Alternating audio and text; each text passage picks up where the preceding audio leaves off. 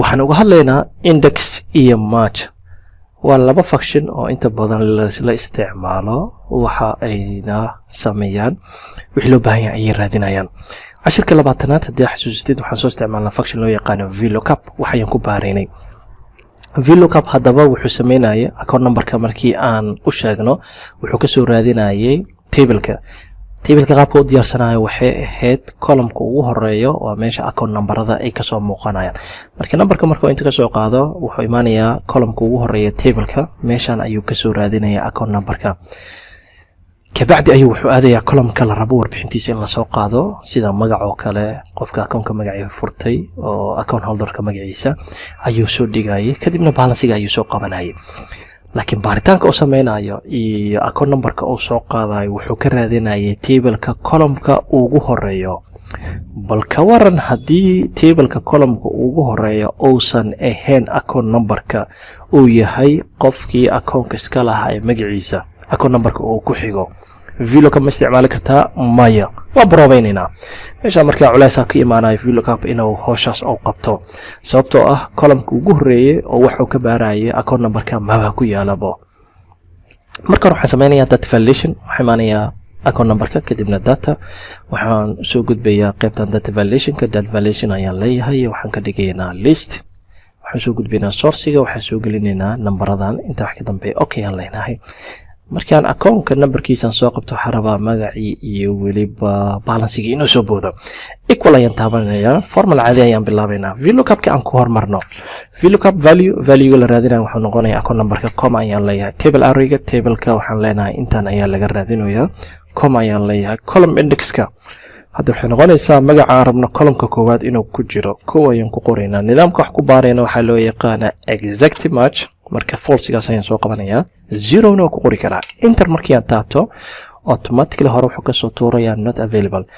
numberkan ayuu qaaday column-kan ugu horeeyo ayuu ka raadiyay sida caadiga uu sameeyo waa sidaas column-kan hadda numberku ma qorno column-kan magacyadii waxa ku qoran dadkii akoonada iska lahaay column-ka labaad waa wuxuu ku qorayaa numberada marka meesha markuu ka raadiyo waa iska jahwareeraabo wuxuu soo qabto weynaya ilaa number meesha laga helayo meesha magacyadii dadkii akoonada lahaay ayaa ku qoran marka wuxuu soo tuurayaa not available ama qalad loo yaqaano NA oo lama heli karo waxaan rabnaa marka culeyskan inaan xalino marka qaarkood database-ka waxa laga yaabaa sidaan inuu warbixinta kugu soo tuuro mana sameey kartid inaad aad kanaan qaada column-ka koowaad aan geeyna shaqo dheer ay noqonaysaa waxaan rabnaa arintaas inaan xalino waxaan ku xalinaynaa labadan function oo loo yaqaan index iyo match index-ka wuxuu sameynayaa wuxuu soo qaadayaa magacii la raadinayo sida account-ka qofka iska la magaciisa ayuu soo qaadayaa match-kana wuxuu u sheegayaa magacan la soo qaadayo row-ga uu ku jiro tusaale ahaan numberkan waa number 523 waa kan waay marka matchka wuxuu sameynayaa wuxuu leeyahay numberkan wuxuu ku jiraa markii la fiirinayo rowgan meesha ku yaalo midka afaraad ayuu noqonayaa kadibna match wuxuu soo qabanaya index wuxuu soo qabanayaa magacii meeshan ayuu ku soo tuuraya marka match wuxuu sheegayaa meeshii la aadayay indexna wuxuu sameynayaa magacii ku aadanaa inuu meesha ka soo tuuro bal waa sameynayna equal ayaan taabanayaa bal function-ka match ayaan ku hormarayaa match wuxuu ku leeyahay waxa raadinaya ii sheeg sida VLOOKUP oo kale waxaan leeyahay waxa raadinaysaa ID-gaas ama account numberkaas ayaan rabnaa inaad soo qaadid lookup array meesha aan ka raadinayso waxaan leenahay inta ayaa ka raadinaysaa marka waxa noqonayaa meesha laga raadinayo comma ayaan taabanayaa qaabka loo raadinayo exact match ayaa u raadinaysaa si sax ah rabnaa inaan u raajido marka 0 amba false waa isku mid 0gaas ayaan gelinaynaa enter ayaan leeyahay waxaa la soo qaadayaa numberkan intaan ayaa la soo kormarayaa waxaa la fiirinayaa 1 2 3 4 wuxuu noqonayaa kii afraad ayuu noqonayaa haddii aan wareejino oo aan 5 8 aan soo qabtana wuu tirinayaa 1 2 3 4 5 6 wuxuu noqonayaa rowga lixaad ayuu noqonayaa marka waa position-kii lixaad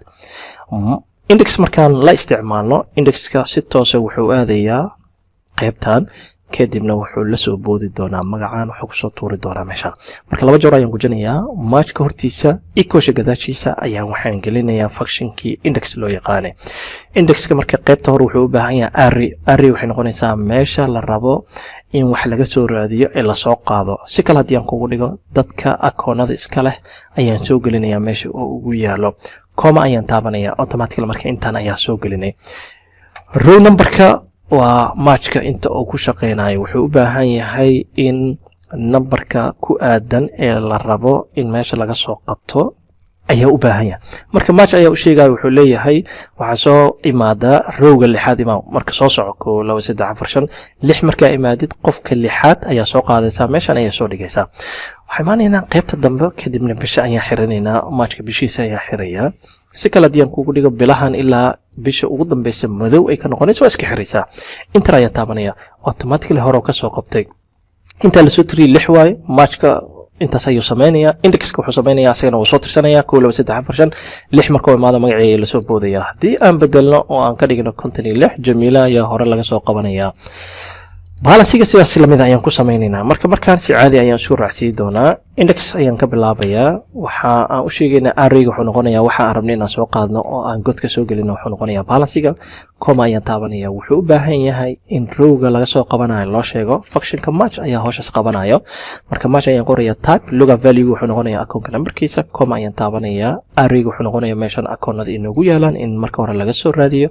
account numberkiisa positionkiisa la soo sheego kadibna match loo sheega positionka la rabo in laga soo qabto lacagtaasi coma ayaan leeyahay waxaan qaadanayna exact match 0 ayaan ku qorayaa bisha ayaa xiranaya mar kale ayaa xiraya ilaa bisha madow ay ka noqonayso waa xiraysa